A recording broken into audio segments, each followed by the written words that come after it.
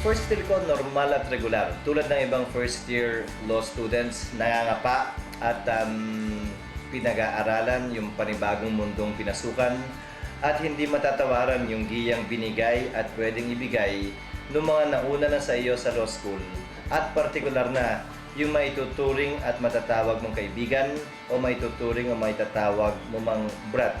Hindi matatawaran ang mga payong binigay nila para malampasan ko yung mga unang hamon na aking hinarap noong unang semester at partikular na noong unang taon ng aking pagiging law student sa University of the Philippines. Sumali ako sa Alpha Phi Beta sa second semester ng unang taon ko sa College of Law.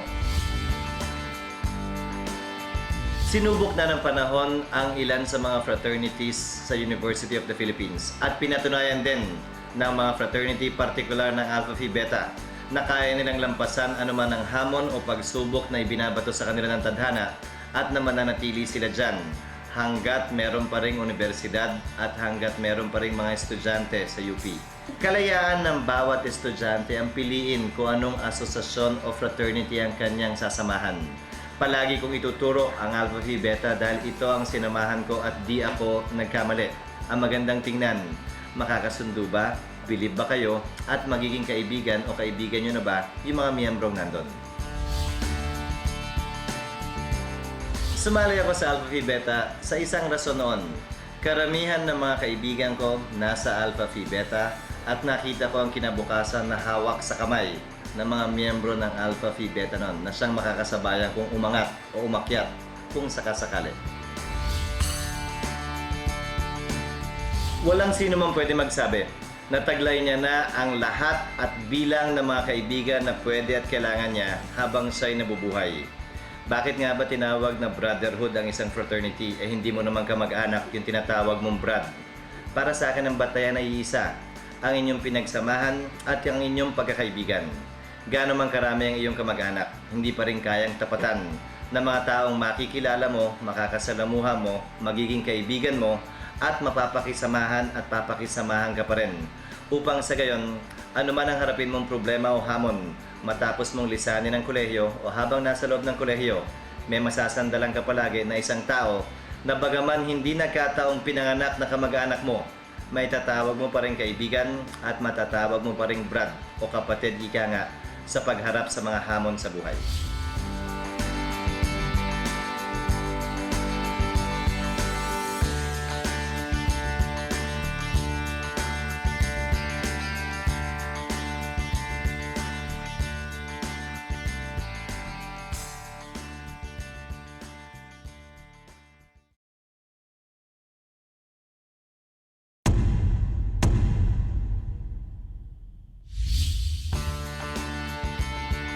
First year ko, normal at regular. Tulad ng ibang first year law students, nangangapa at pinag-aaralan yung panibagong mundong pinasukan at hindi matatawaran yung giyang binigay at pwedeng ibigay ng mga nauna na sa iyo sa law school at partikular na yung maituturing at matatawag mong kaibigan o maituturing o maitatawag mo mang brat.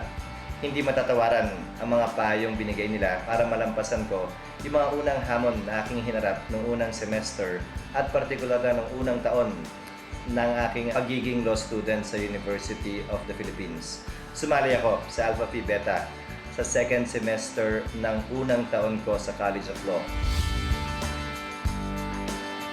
Sinubok na ng panahon ang ilan sa mga fraternities sa University of the Philippines at pinatunayan din ng mga fraternity, partikular ng Alpha Phi Beta, na kaya nilang lampasan anuman ang hamon o pagsubok na ibinabato sa kanila ng tadhana at na mananatili sila dyan hanggat meron pa ring universidad at hanggat meron pa ring mga estudyante sa UP.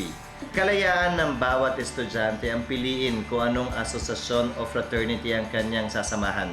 Palagi kong ituturo ang Alpha Phi Beta dahil ito ang sinamahan ko at di ako nagkamali. Ang magandang tingnan, makakasundo ba? Bilib ba kayo? At magiging kaibigan o kaibigan nyo na ba yung mga miyembrong nandun? Sumali ako sa Alpha Phi Beta sa isang rason noon. Karamihan ng mga kaibigan ko nasa Alpha Phi Beta at nakita ko ang kinabukasan na hawak sa kamay ng mga miyembro ng Alpha Phi Beta Nun na siyang makakasabayan kung umangat o umakyat kung sakasakali.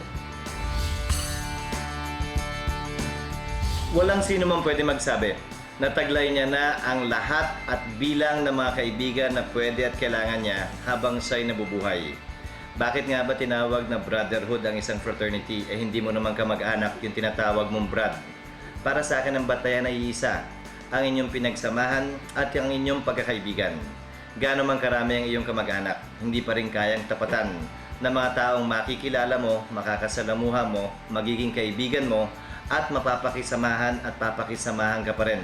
Upang sa gayon, ano man ang harapin mong problema o hamon, matapos mong lisanin ang kolehiyo o habang nasa loob ng kolehiyo, may masasandalan ka palagi na isang tao na bagaman hindi nagkataong pinanganak na kamag-anak mo, may tatawag mo pa rin kaibigan at matatawag mo pa rin brad o kapatid ika nga sa pagharap sa mga hamon sa buhay.